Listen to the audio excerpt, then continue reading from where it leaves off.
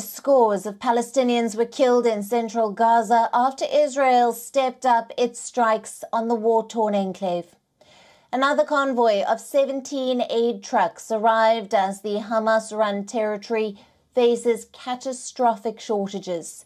There were fresh exchanges of fire over Israel's northern border with Lebanon as fears grew with the closer ally Hezbollah, an ally of Hamas, and Iran could enter the conflict.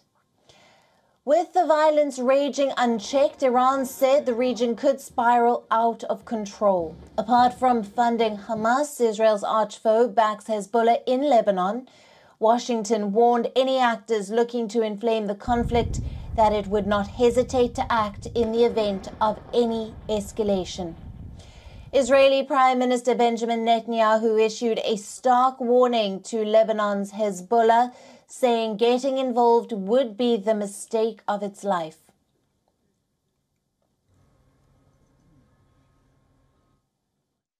שאתם עושים פה ומה ששמעתי עכשיו מהמפקדים שלכם זה דבר חשוב מאין כמוהו. אתם הורגים אנשי חיזבאללה שמנסים לתקוף את קו החזית שלנו. אני לא יודע עכשיו, כשאני נמצא איתכם, אני לא יכול להגיד לכם כרגע אם חיזבאללה יחליט להיכנס בצורה מלאה למלחמה. אם חיזבאללה יחליט להיכנס למלחמה, הוא יתגעגע למלחמת לבנון השנייה. הוא יעשה את טעות חייו. ואנחנו נכה בו בעוצמה שהוא לא יכול אפילו לדמיין. והמשמעות לו ולמדינת לבנון היא הרסנית. אבל אנחנו ערוכים לכל תרחיש. Officials said the central town of Deir al-Balah had been particularly badly hit overnight on Saturday to Sunday. A statement from Hamas group said more than 60 were killed in the Israeli raids during the night, including 17 who were killed in a single strike that hit a house in Jabalia.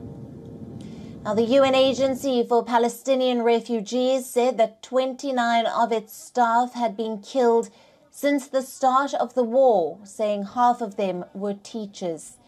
The scale of the bombing has left basic systems unable to function.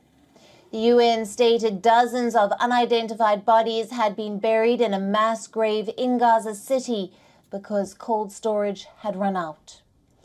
The UN says Gaza needs 100 trucks per day to meet the needs of the 2.4 million residents. Before the current hostilities erupted, the daily average used to be about 500 trucks a day. And so far, there have been no deliveries of fuel. On Sunday, the chief of the UN Agency for Palestinian Refugees warned supplies would run out in 3 days. Philippe Lazzarini said, and I quote, "Without fuel, there will be no water, no functioning hospitals, and aid will not reach many civilians in desperate need." The Hamas group said that 165,000 housing units, half of those in the entire Gaza Strip, had been destroyed in the raids. EU Foreign Policy Chief Joseph Borrell urged faster aid deliveries to Gaza and said the bloc was debating calling for a humanitarian pause in Israel's conflict with Hamas. Meanwhile, an Israeli soldier was killed near the Gaza border by an anti-tank missile fired by militants inside the enclave. Israeli Defense Minister Yoav Gallant warned the war with Hamas could take months. Speaking to Sky News, President Isaac Herzog said the Israeli Defense Forces found Hamas files with instructions for making chemical weapons. Analysts say it is not clear whether Hamas had any serious or operational plan for using makeshift chemical weapons or whether the group had attempted to produce them. This is material which was found on the body of one of those sadistic villains. It's Al-Qaeda material, official Al-Qaeda material. We're dealing with ISIS, Al-Qaeda, and Hamas. This is what we're dealing with.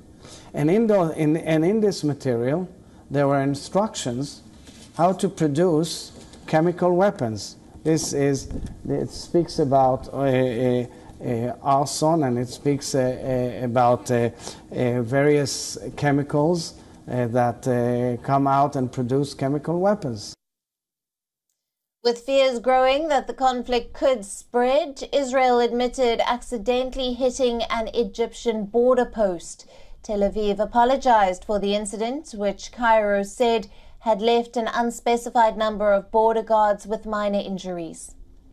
Pope Francis used his weekly Angelus prayer in Rome to plead for an end to the bloodshed. He said, and I quote, "War is always a defeat. It is a destruction of human fraternity. Brothers, stop." He later held a 20-minute conversation with Joe Biden about conflict situations in the world and the need to identify paths to peace. The US president later discussed the war with the leaders of Britain, Canada, France, Germany, and Italy. He also held talks with Netanyahu. In Paris, French President Emmanuel Macron's office announced that he would be traveling to Israel on Tuesday for talks with the Israeli Prime Minister.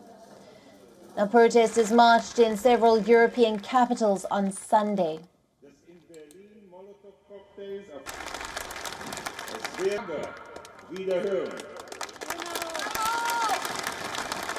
abscheulichen Taten der Gaza